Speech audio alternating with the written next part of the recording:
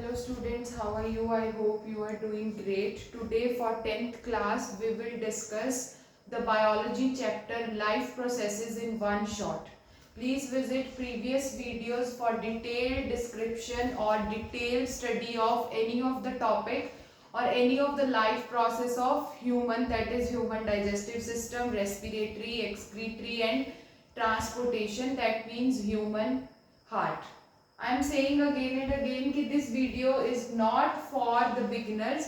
जो students आज ही revision start कर रहे हैं या फिर आज first time video देख रहे हैं, first of all do visit previous video so that you just led to a conclusion. Then this is for the quick revision. The students who already watched the previous videos, this video of life processes in one shot is for quick revision within 10-15 minutes. So first of all we will start with human digestive system. See, in human digestive system we start from the mouth, or you can say buccal cavity. Mouth, buccal cavity to esophagus means food pipe, then to stomach, stomach to small intestine and small intestine to large intestine. See, first of all in buccal cavity starch digestion is start. Mouth में buccal cavity में saliva है, saliva is release by salivary gland और saliva में there is an enzyme called amylase, और जो amylase है वो क्या करता है, help in digestion of carbohydrates, और यू कैन से स्टार्च और कार्बोहाइड्रेट डाइजेशन. कार्बोहाइड्रेट डाइजेशन जो है वो माउथ बकल कैविटी में स्टार्ट हो जाता है. Then the food moves to the esophagus and from esophagus to the stomach. See, जब जो खाना है वो mouth means buccal cavity to esophagus और esophagus में मूव करता है by the contraction और relaxation of the muscles. उस मूवमेंट को बोलते हैं पेरिस्टालसिस और you can say peristaltic movement. Then the food moves to the stomach.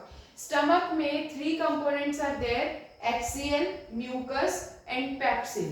Axial, mucus and pepsin. See, P for pepsin and P for protein means pepsin is for protein digestion. Axial जो है it creates an acidic medium. Axial stomach को वो acidic medium provide करता है so that जो pepsin है it can activate or helps in digestion of proteins, क्योंकि जो पेप्सिन है वो प्रोटीन्स की डाइजेशन सिर्फ एसिडिक मीडियम में ही कर सकता है.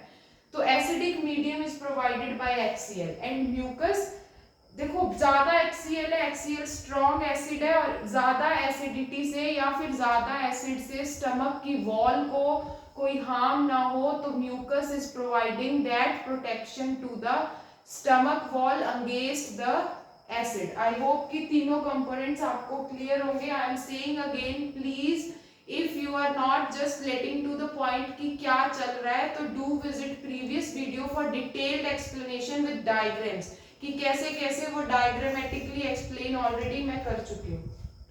Axial, mucus and pepsin. Then the food from stomach moves to the small intestine.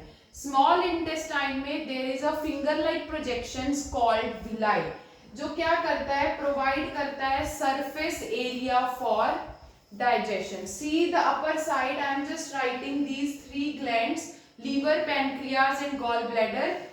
Liver, pancreas and gall bladder जो है these are not the site of digestion.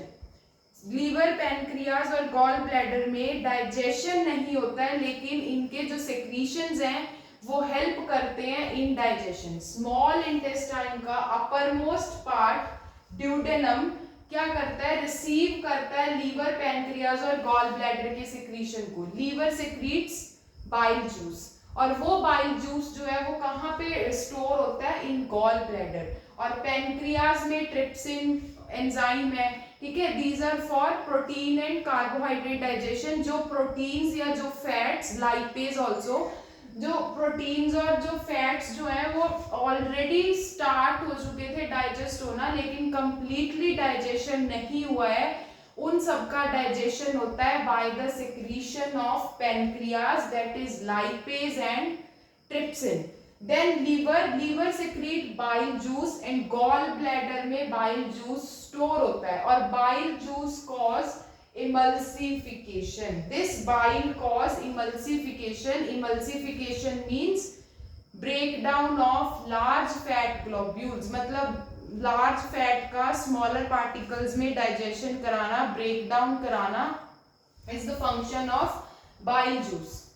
And जो बचा कुचा फैट है जो अभी डाइजेस्ट नहीं हुआ है वो किससे डाइजेस्ट होगा? By the secretion of pancreas, that is lipase. और जो भी प्रोटीन पेप्सिन से डाइजेस्ट नहीं हो पाते हैं वो किससे होते हैं digest? By the pancreatic enzyme trypsin and lipase. I hope कि आपको ये सब पता हो, ऑलरेडी वीडियोस में डिस्कशन किया हुआ है. Then we move to the large intestine part. जो फूड है वो स्मॉल इंटेस्टाइन के बाद लार्ज इंटेस्टाइन में मूव करता है.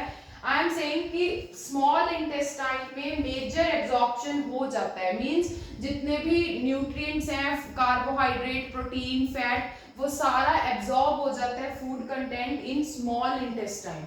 In large intestine there is a undigested food, or undigested food is moves out from the body through the structure called anus.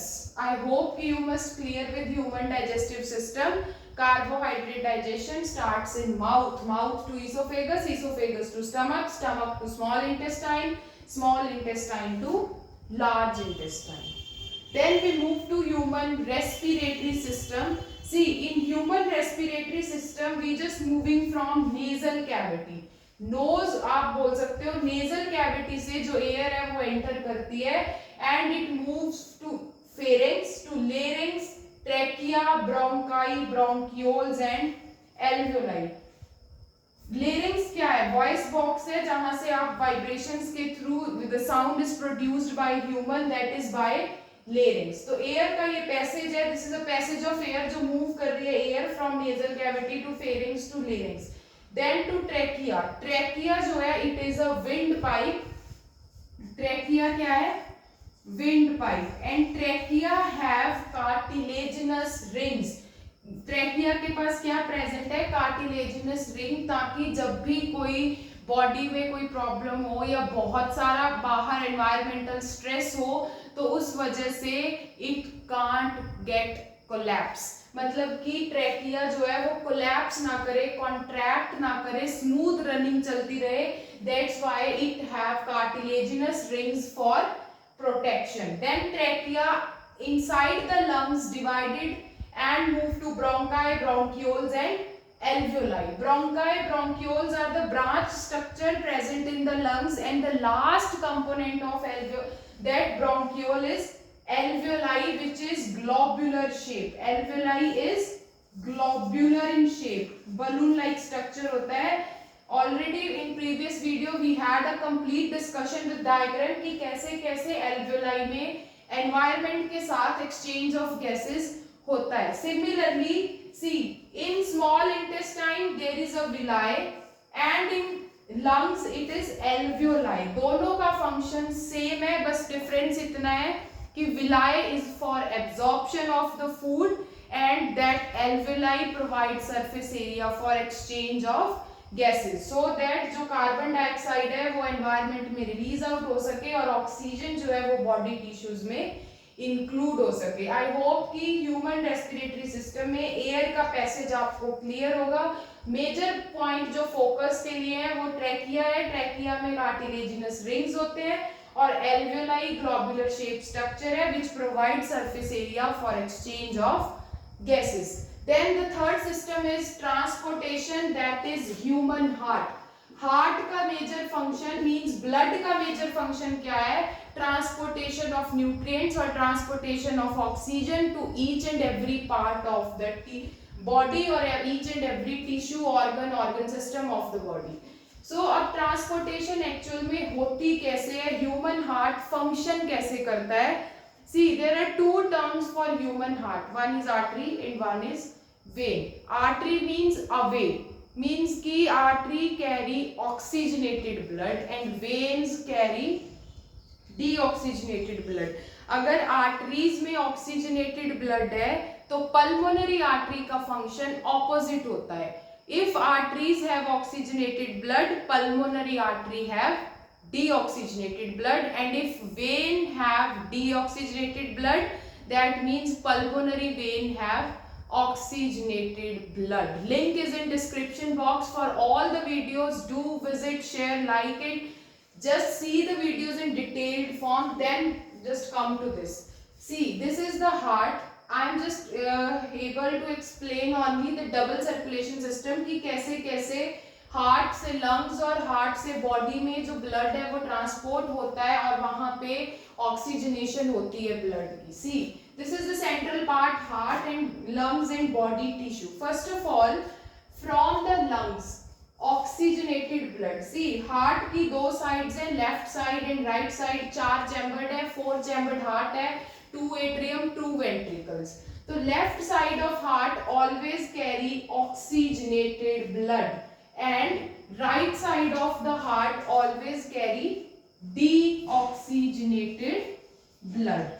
See, from the lungs में मैंने क्या बताया था अभी रेस्पिरेटरी सिस्टम में कि लंग्स में एल्वियोलाई प्रेजेंट है जहां पे ऑक्सीजन और कार्बन डाइऑक्साइड का एक्सचेंज होता है. It means lungs is the organ, और लंग्स आर द ऑर्गन जहां पे जो ब्लड है उसमें ऑक्सीजन ऐड होती है और कार्बन डाइऑक्साइड रिमूव होती है. सी द साइकिल, लंग्स में ऑक्सीजन ऐड हुई और oxygenated blood from the lungs comes to the left side of the heart by pulmonary vein. Left side of heart में oxygenated blood कौन सी artery या vein के through? That is by pulmonary vein. From heart, left side of the heart से each and every part of the body or body tissue में the blood can move by aorta. देखो, artery carry oxygenated blood, तो heart में से body tissue तक blood आता है. कौन सा? Oxygenated blood by the help of artery, and name of the artery is aorta. Similarly, second cycle move on. Body tissue में there is carbon dioxide, so deoxygenated blood is also there. So deoxygenated blood from the body get collected by vein. कौन सा vein? Vena cava, largest vein of the body, that is vena cava.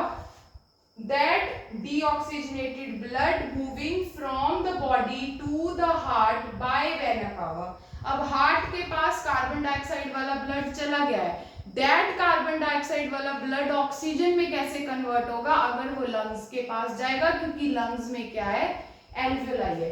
So the blood, deoxygenated blood moving from heart to lungs by pulmonary artery for oxygenation, क्योंकि lungs में oxygen add होता है. I hope कि ये बात clear हो. Do remember these veins and arteries name कि pulmonary vein, aorta, vena cava and pulmonary artery. Then we move to the last component, that is human excretory system. See, in human excretory system there is a pair of kidneys, pair of ureter, urinary bladder and urethra. First of all तो आपको इन components का पता होना चाहिए कि which are the paired forms and which one are single. Paired forms में kidney and ureters में pairing है, means pair of kidney है, pair of ureter है, single urinary bladder है and urethra है. That filtered out blood, जो कोई भी blood बॉडी में मूव किया and it get filtered out, वहां पे रीएब्जॉर्प्शन हुई, जो जो न्यूट्रिएंट्स बॉडी को चाहिए थे वो रीएब्जॉर्ब हुए. लास्ट में वेस्ट लिक्विड जो बचा, दैट इज यूरिन, जहां जो हमें बॉडी से एक्सपेल्ड आउट कराना है, वो पहले किडनी में, किडनी से यूरेटर्स में, यूरेटर से urinary bladder and then urethra.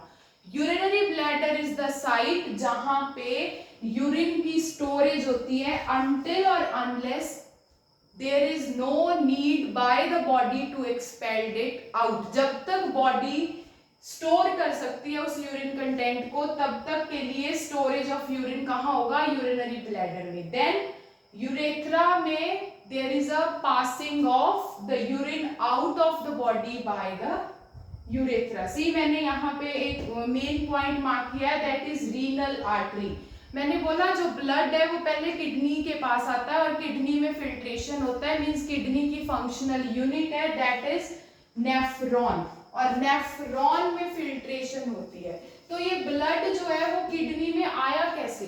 मैंने बताया था कि जैसे ही जो हार्ट है वो different body tissue, body organs के पास ब्लड पहुंचाता है by arteries, means by aorta. तो आयोटा की डिफरेंट सिस्टम्स बन जाते हैं, आयोटा के डिफरेंट आर्टरीज बन जाती हैं, that kidney in science majorly called renal.